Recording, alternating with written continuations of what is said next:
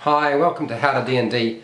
My name's Frederick Wheeler, and today I want to talk about how you can manage character death. Now this is quite a long video, so it might be worth your while to actually watch right through to the end, although I will say that some of the ideas presented in this video are quite crazy.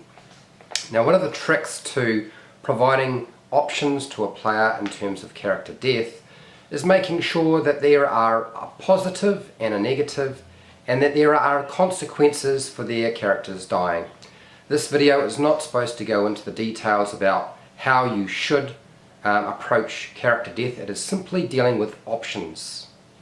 One of the first things that I would say, when you have a player have a character death, you need to check with them emotionally. One of the biggest problems with character death is there's no telling what the effect will be on the player. Now if it's a very new character, they may well have spent an hour, hour and a half creating the character and only played a few sessions and then it dies. And then on the other extreme, there's somebody who's played the character for months or possibly years and the character dies. They've put a lot into it, they've invested in it, and then suddenly it's taken away. And they're not too sure what's going to happen at this point, and I'm not suggesting that players will break down and cry. I don't often see that, but often I see people who they look quite bewildered, and it's almost as if you've taken something from them. So I often will say, look, are you alright? Just check to make sure that they're alright. Move from there, and then I usually try to present a few options. Now it's up to you how you manage character death at your table. I'm not telling you how to do that. I'm simply saying one of the things that I would consider is just making sure that players are not getting horribly upset. Next, now you can manage character death in the normal way that a lot of people do, and that is present them with the opportunity to create a new character and then integrate it into the story. That's always an option, and it is probably the most common and traditional method of moving on from character death. There are a few other things you can do. So if the party has somebody with a spell like Revivify or Raise Dead or True Resurrection, then bringing the character back to life and back into the story isn't going to be too difficult. If they don't have that available, it's really going to be up to you as the Dungeon Master to decide, am I going to make that available through an NPC? Do they have to do something to actually earn it? Or do they have to pay off a favour later on? It's up to you, but casting the spell to bring them back to life, there's always an option. And Raise Dead does have some penalties for the first 4 days. You're going to have a penalty to your D20 rolls, so there is a payoff in terms of whether you use that spell or not. Some of the other options that are used are things like having the character not die but being captured. It's quite common. It is often used when the entire party has been wiped out and the Dungeon Master says, okay, look, I think we'll just have everybody captured and continue on from there. You can do that, but you can also do that with a single character. If only one character dies, you could have them captured and give the party an opportunity to try and rescue them. That's bringing in buy-in. That means players are now invested. It also means that the player who can't play their character might have to play a temporary character till they get theirs back, or play an NPC that you might provide them with. And that's more buy-in, and you're making it more about their story. There is another spell that is often used that I find quite entertaining, and a lot of my players have also enjoyed, and that is Reincarnate. If somebody within the party has Reincarnate, provided you meet the criteria for casting the spell, it's often a nice way of continuing your story with your character. Now I realise that having your character come back as a race that may not be optimal or may make the character feel a little bit broken can sometimes be a bit of a problem in terms of the player getting their head around that. But it does allow you to continue playing that character. It's up to you if you don't. But yeah, I've provided that as a Dungeon Master as an option through my NPCs.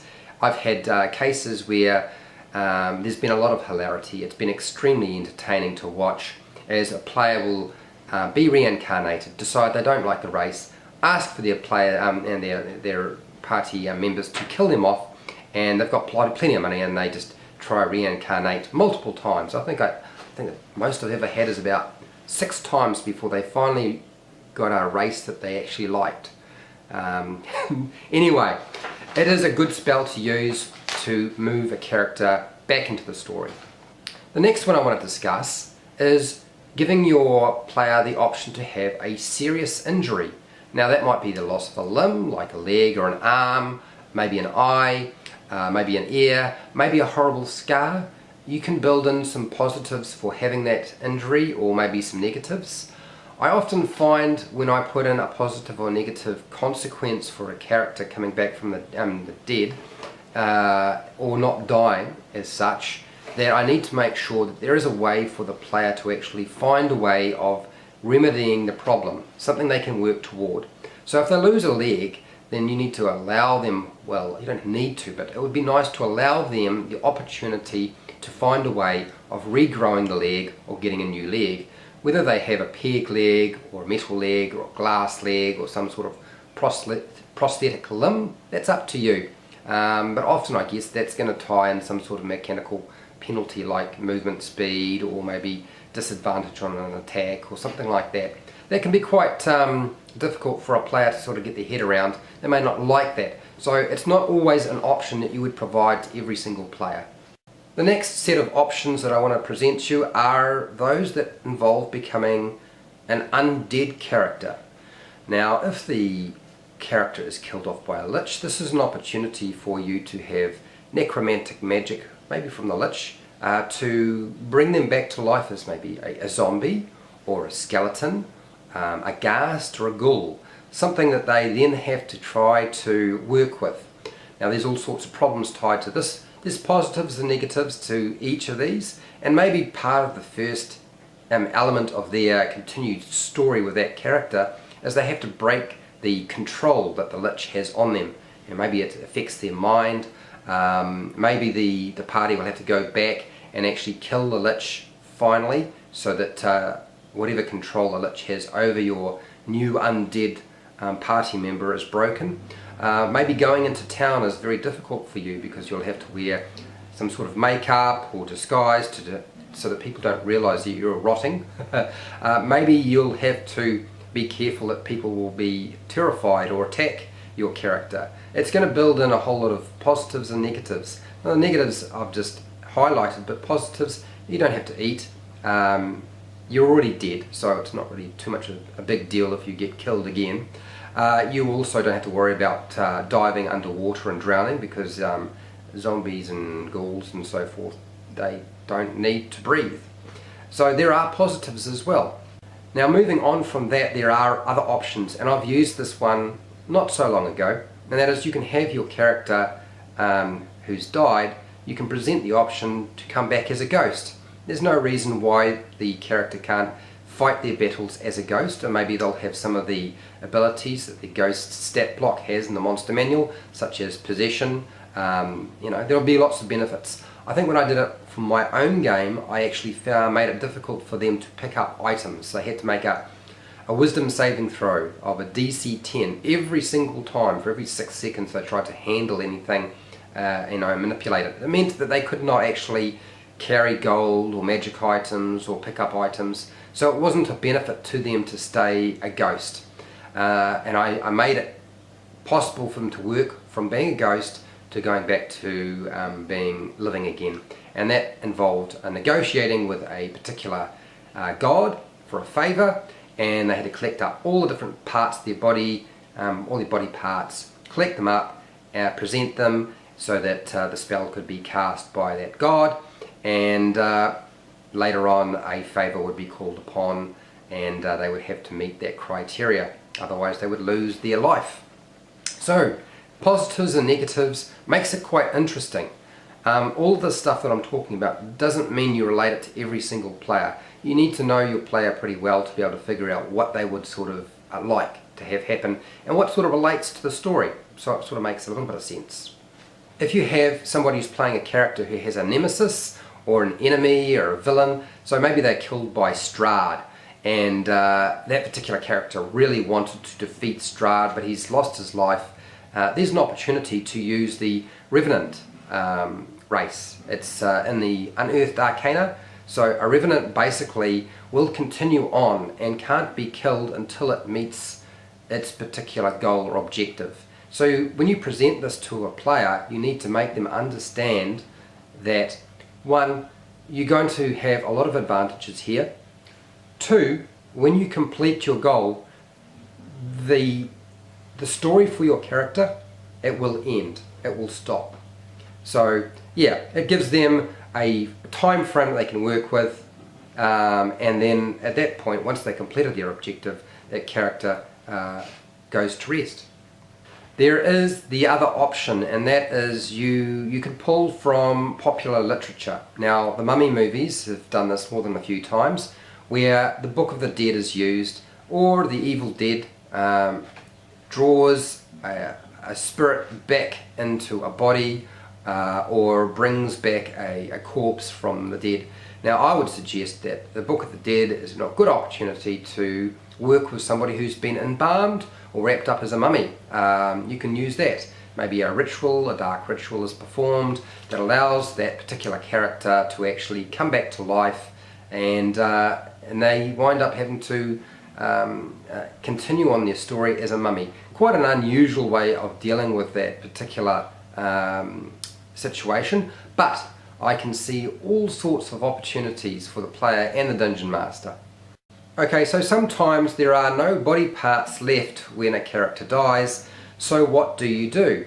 Well, one of the easiest ways that you can deal with this is to actually have a body fabricated or made. It doesn't necessarily have to be made out of flesh. There's all sorts of ways of doing this. And there's no reason why you can't call on yet more popular movies, books and pop culture, such as the Frankenstein story. Why not have a body created, a flesh golem, a Frankenstein creature of some kind? You might need to find an alchemist who's also willing to actually create this body, but it certainly gives you an opportunity to work with that. Maybe an alchemist and a necromancer of some kind, and then you can transport the soul or spirit of your fallen comrade or fallen character into the body. Now that's going to create all sorts of very, very interesting problems. So maybe they have disadvantage on persuasion and deception checks. Maybe people flee at their presence.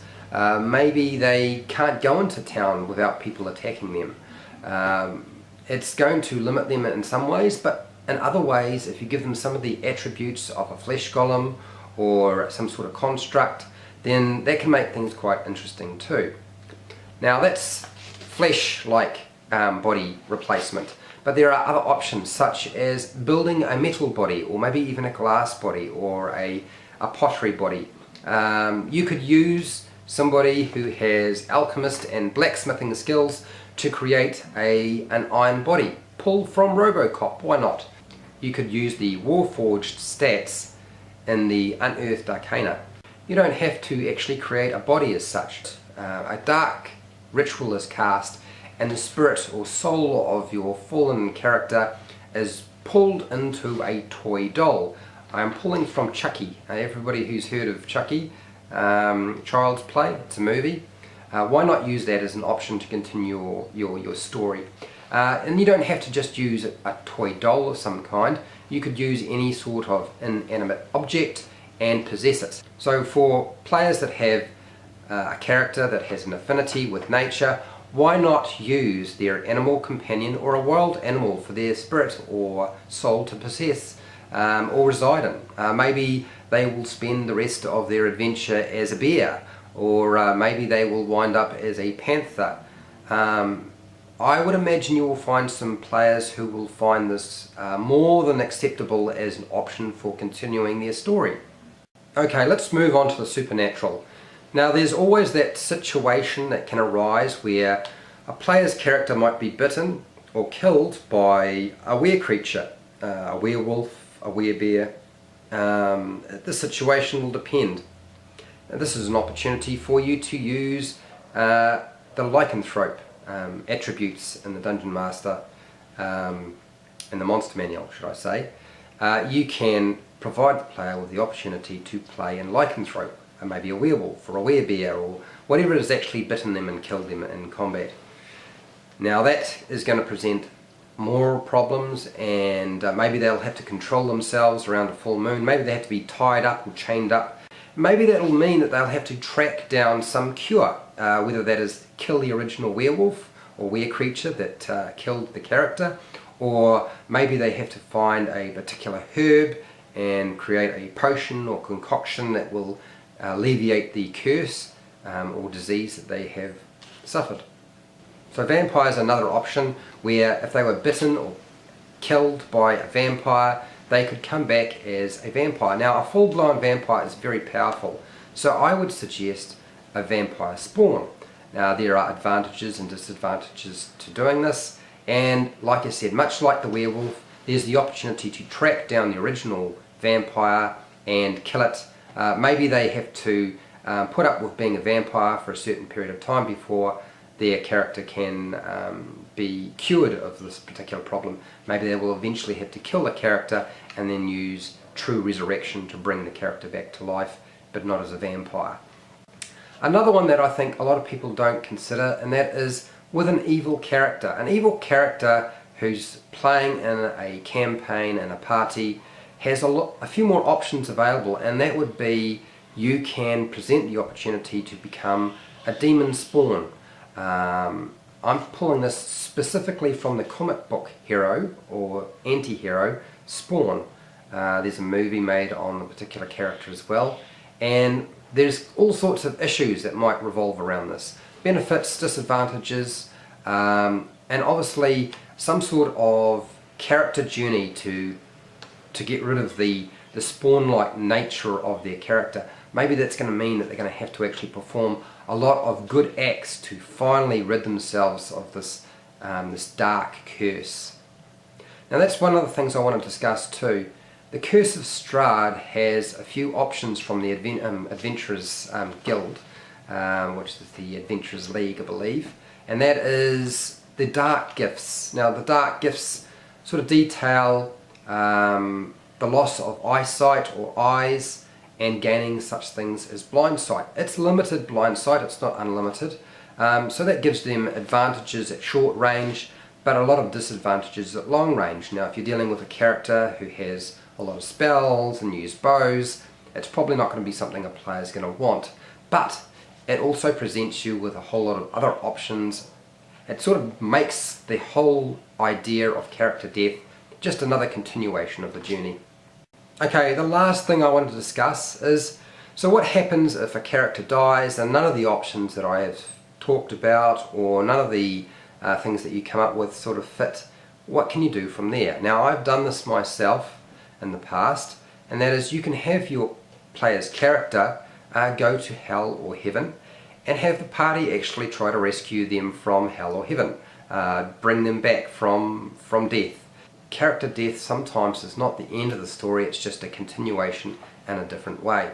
Particularly if the entire party dies, this is a good way, and if the whole party dies, you can place them in hell or in heaven, depending on the makeup or alignment of the characters in that party. But I've used different worlds, had characters transported to different worlds and continued their journey there. And that works primarily best when there's a total party kill, when the entire party is wiped out, transporting them to another world, a place which they have to journey through, explore, and find a way of escaping. Okay, that's everything on character death. I hope you found this video helpful or informative. Please share, like, and subscribe if you did. Make a comment below if you can think of any additional options that can be presented in terms of how to deal with character death. Make a comment below. Until next time, keep rolling those 20s.